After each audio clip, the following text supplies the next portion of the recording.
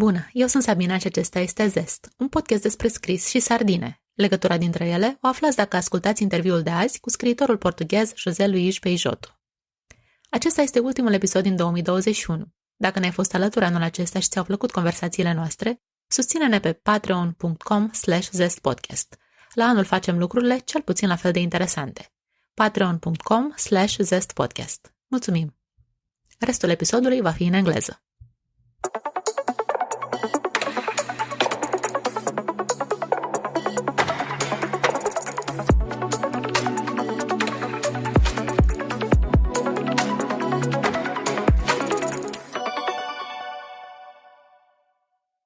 José Luís Peixoto is a Portuguese author, poet, and playwright. He has received multiple awards for his books, and his work has been translated into more than 30 languages. I met José in October at FILIT, the International Festival of Literature and Translation taking place in Iași. I knew it wasn't his first time in Romania, and was curious to find out what brings him back. Well, this is my third visit to Romania. First time it was already about 12 years ago. And that was back when my first book was published in Romania. It was a novel that was published at the time by Polyrom. And then I came back for the Timișoara Book Fair. For the Timișoara Festival. That was, I think, 2-3 years ago. And at the time, I had already my last book to be published here in Romania planned to come out. And also I met some friends that I had from my previous visit. And also I got invited to participate in a residency in Timișoara, a residency that is there promoted by the municipality and the bookstore La Doua Bufniță. Oh, yes, I know it. And so I found it really a nice opportunity for by one hand to write and to be dedicated to writing for a whole month, and also to have an experience of staying in Timișoara, and that's what I'm doing here now. Of course, I have also participated in Iași Festival, which has been an incredible experience because it's really a special gathering of people that are interested in books, and it was really amazing for me to have a talk there at the National Theatre and to feel this environment.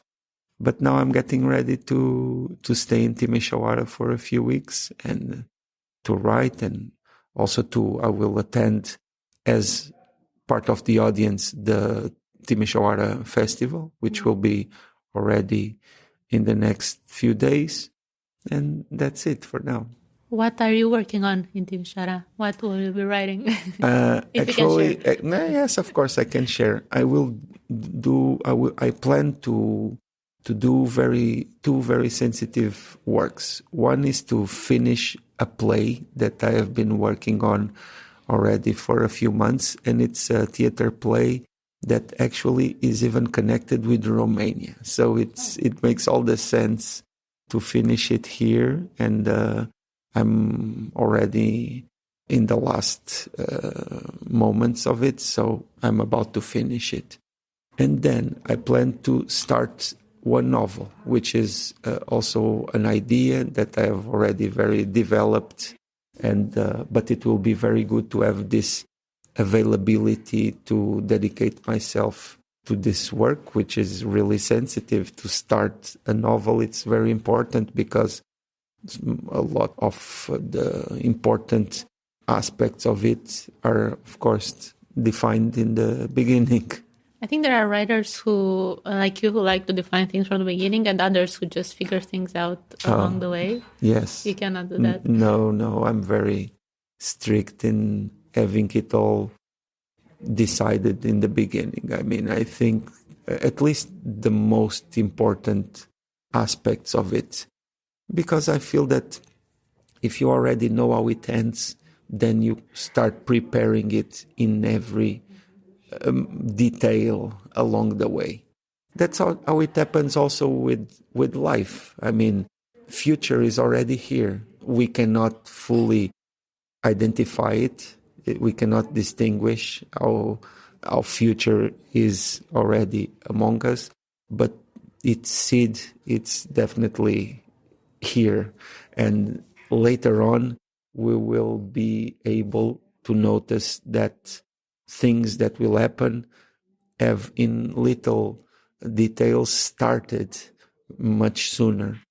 And for me, it's very useful to have this knowledge of what will happen so that I can prepare it and that I can make it all match so that it all makes sense, so that there is cohesion and integrity in the text. So what do you need for starting? You write a structure? Do you describe the characters? Do you describe a voice? I take a lot of notes. Like I fill a few notebooks with all kinds of ideas. And those ideas, they can be from several natures. They are not exactly like a project, but it's just ideas that I develop at the time. The period before writing, for me, it's a period in which I spend a lot of time thinking about this world. It's actually a very pleasurable time for me because I'm always putting the characters to tests and trying to imagine them and getting to know them. And at the same time, it's very comfortable because they are characters and they live in their world, but I get to visit that world and to be part of it for a while. Then comes work.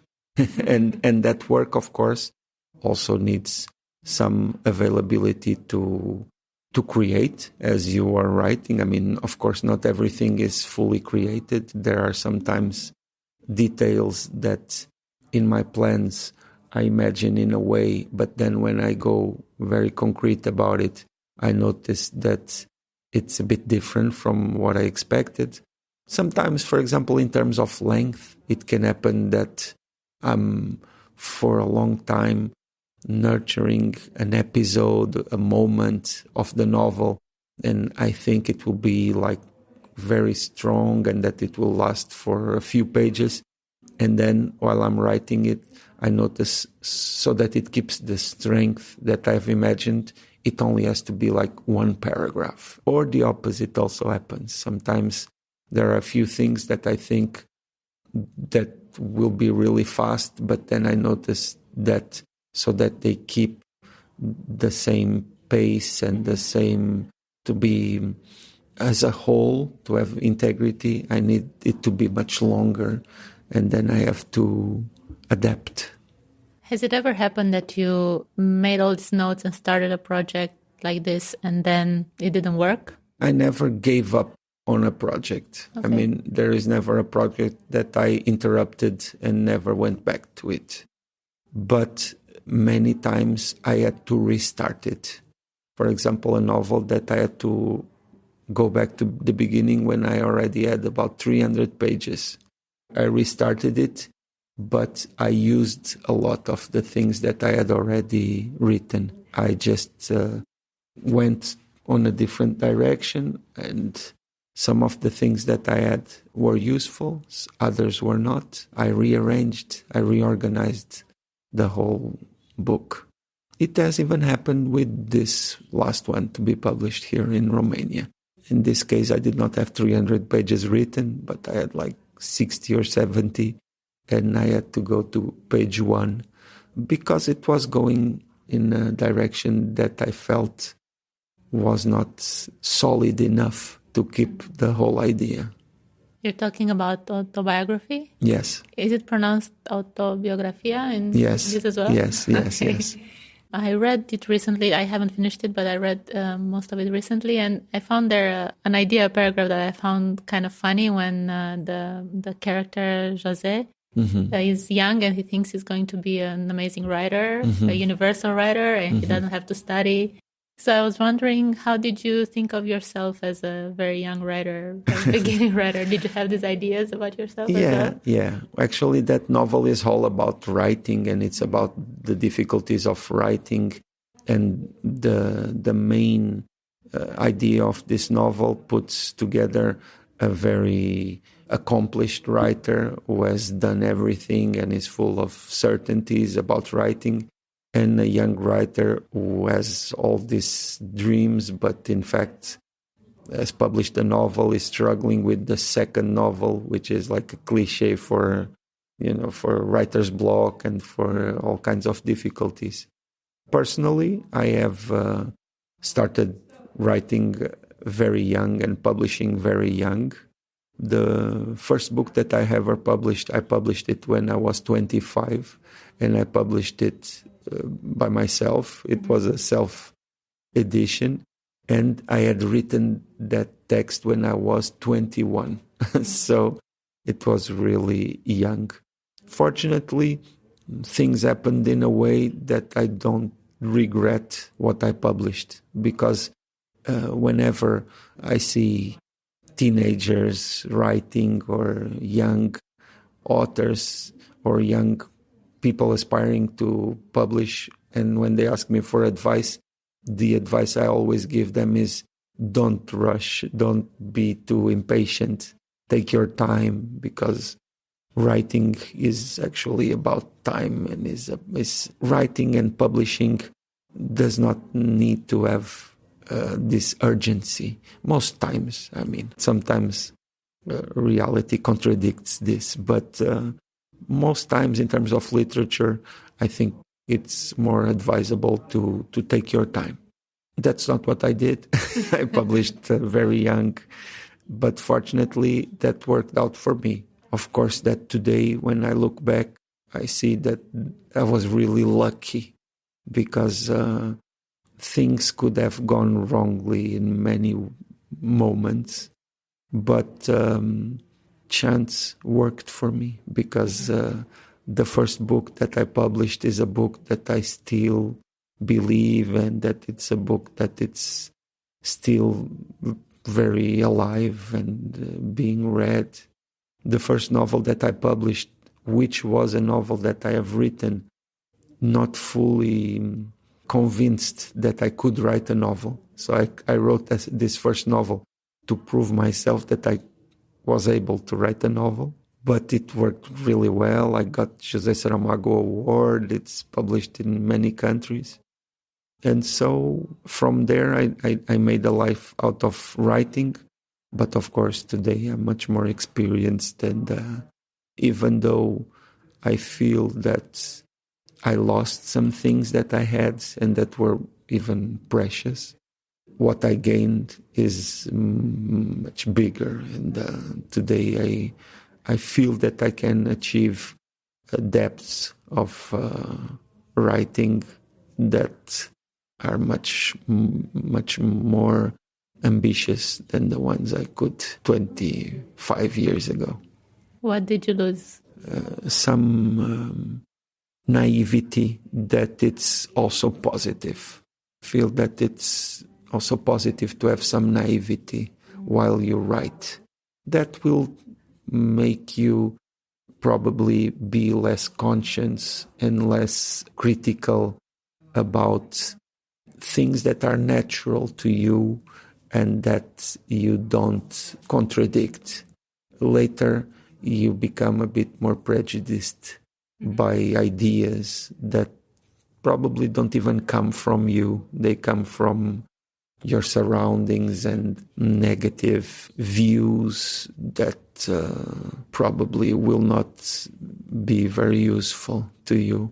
But that's how it is. I mean, you cannot be completely immune to the things that surround you and to some negative things that also exist in this world of writing and publishing, which is a position that exposes you a lot, that exposes a few things that are very precious and that you can never fully defend. But I mean, it's a struggle, and probably it's not possible to live without losing something along the way.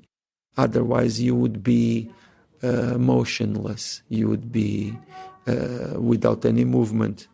By moving, you lose a little, but hopefully you'll also gain a lot. You said that it's good to take your time when writing, and you are a professional writer. You make a living out of writing, and a lot of people here in Romania would dream to do that, but it's not possible with the market here, as I'm sure you know. But I was also wondering, when you do make a living out of writing, isn't there also a downside, the pressure you have to always publish, to produce? Maybe you cannot take your time, as you say. Yes, that is true. You have to publish because you need to pay the bills. That can even be good, because sometimes you take too much time, and that's not good also. This necessity to publish forces you to face also the difficulties of writing. Sometimes for me, it's really an exercise of resilience, of going against my own instincts. But I feel that is also a necessary effort. Let's take, for example, the writing of a novel. If I'm talking to somebody who tells me that during the writing of a novel it was all pleasure, then I doubt that it's a good novel, and I doubt that it's interesting enough, because I feel that pain is necessary, effort is necessary, that the need to go over your will is necessary. During the writing of a novel, for example, to take this example of a long project, I mean, if there is a moment of doubt, if there is a moment in which you think that you will not be able to do it, in which you think that everybody will hate it, then I think it's good and natural, because most times writing can also be an exercise of your own ego and your own self-conscience and your own, what's the word? When the way you believe in yourself. Self-esteem? Self-esteem. Confidence? Yes, confidence. That's it. It's also an exercise of confidence, especially if you know that you will publish it. As I know, when I'm writing, I know that my novel will be published. Or if you are willing to publish it, if you dream of publishing it. Because to publish is to expose your work to other people's criticism. And that, of course, always makes us vulnerable. We don't know how people will judge that work. And sometimes that work contains things that are really personal, things that are really precious to us, and that can be very hurting. You have to go over that also. But what makes the difference is the fact that you are able to go over it, that you have these doubts and you keep on writing. It's like running a marathon. I mean, I've never run a marathon. I have run a half marathon. It's kilometer 15. You're like, no, I'm gonna give up and die. Half marathons I did it also, and I know that it's difficult. But marathon is this mythical distance, and there is this wall, this idea of a moment in which there are voices in your head repeating, stop, stop, stop. Mm-hmm. And what makes the difference is that you continue. And that's a bit the same with writing. That's what I do. I mean, I'm a professional writer, so I have to be professional about it. That does not mean that to be professional and to do a work that I consider, I'm missing the word, eficaz. That means efficient, correctly. That I consider efficient. Of course, I know that I have to put all kinds of ingredients there. That doesn't mean that it's just brain and no heart. So for a runner, it's putting a foot in front of the other. It's very physical. You know what you have to do. What do you do? Just write more words till you get over it? that can be a bit dangerous. Like a lot of these books that I had to go back to the beginning and to start again, it happened when I spent a long while putting words one after the other without direction. You need the direction. Even in running, you have the course of the run. And here you have to know also where you are going. If not, then it does not make any sense to put words one in front of the other. There is this sentence that I've read recently. I don't know who said it, but it was something like, bad poetry is written by people that sit down and decide, now I'm going to write a poem. I mean, the thing is, it's okay to sit down and write a poem, but personally I feel that it's very important that you already have an idea about what you are going to write. If you are deciding it along the way fully, it can take you anywhere. And it's like walking with your eyes closed. You will probably bump into things and you will not reach a place that it's interesting for you. But at the same time, I mean, things are not absolute. Things are not 100%.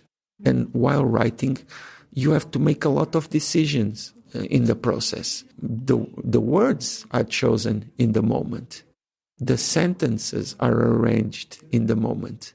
A lot of very important and fundamental details are chosen in the moment. I don't know why there is this idea that it would be more spontaneous. I mean, of course, it's more spontaneous, but that it would be more true if it was all decided in the moment. I would not like to live like that.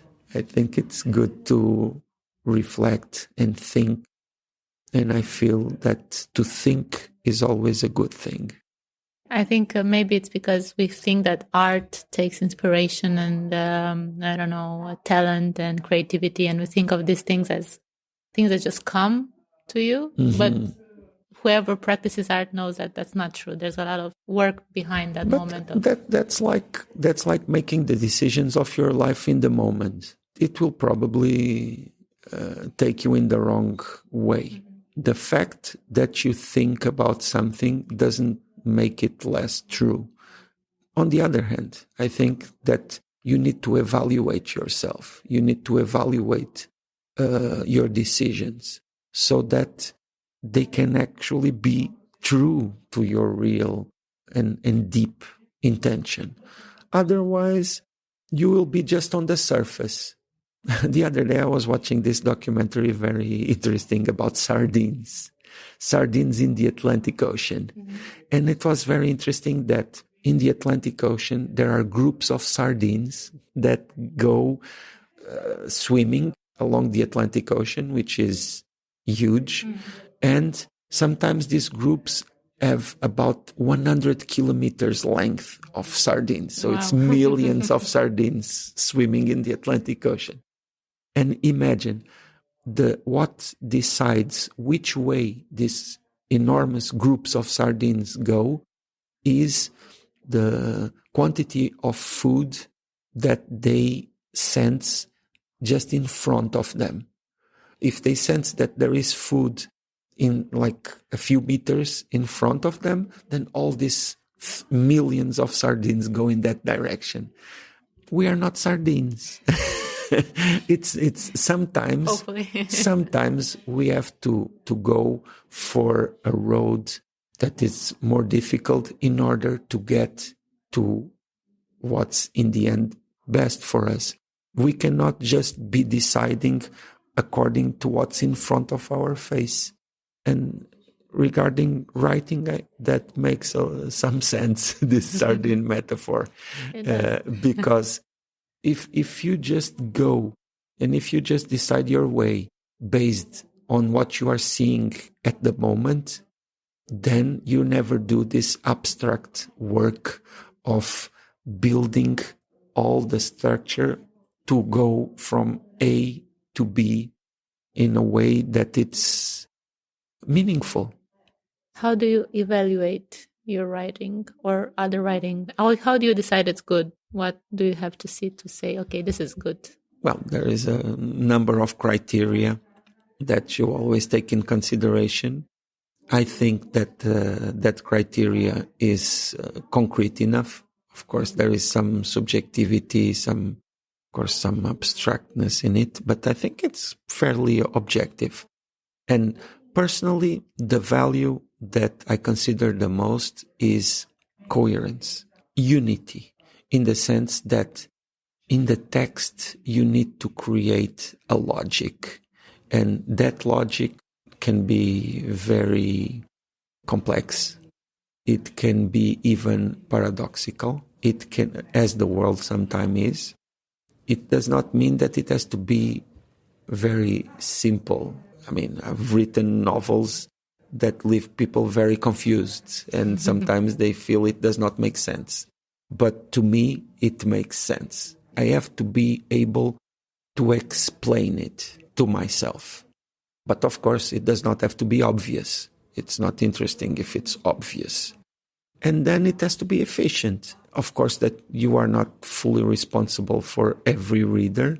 It can happen that it will not work for this or that person, because sometimes the references that the person has are not suitable for that kind of reading. That does not say anything negative about the person or the text. Mm-hmm. It's just the way it is.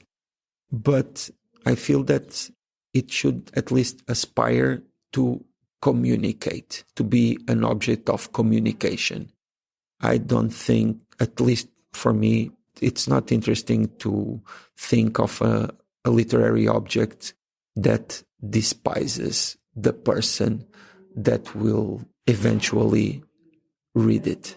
Because I understand literature as something that exists between two people. There is this person in which that text was born, and then there is this other person that will receive the text and in a way will make it be born also. And so it's a question of creating a system of signals. It's a question of creating a symbolic object that will make sense for people of several conditions, in several contexts, with different backgrounds.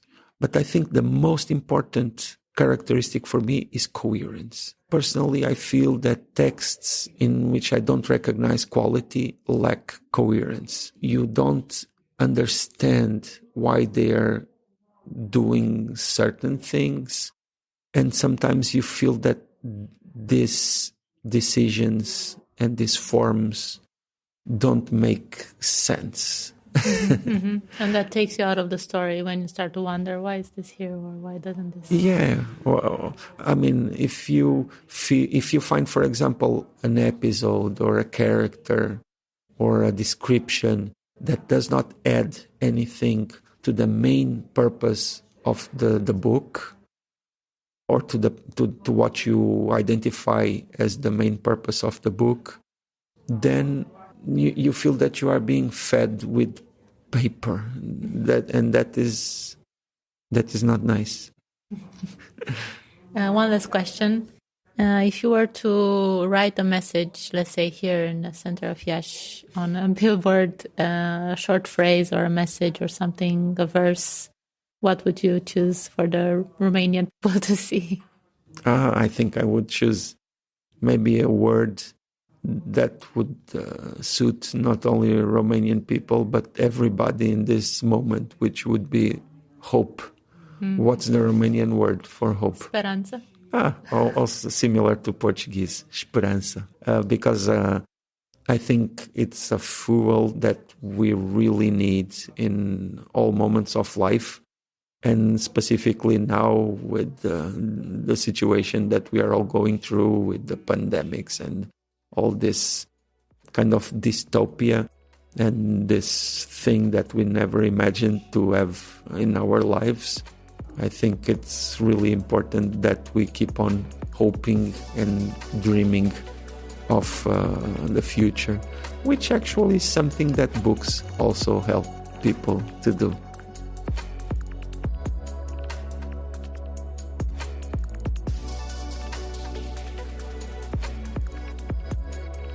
With that beautiful thought, we end the year and the season of Zest. Now, back to Romanian. Vă mulțumesc că ne-ați ascultat anul ăsta și că ne-ați trimis mesajele voastre de susținere. Zest continuă în 2022, dar vom face lucrurile puțin altfel. Revenim cu vești la momentul potrivit. Până atunci, un final de an cu speranță vă doresc. Eu sunt Sabina Varga, gazdă și producător, și fac echipă cu Silviana Toader, creative director și sprijin de neînlocuit. Zest apare de 3 ani, miercurea, în app-ul tău preferat. Dacă îți place, dă mai departe și susține-ne pe patreon.com/zestpodcast. Mulțumesc că ești un ascultător cu Zest. Pe curând!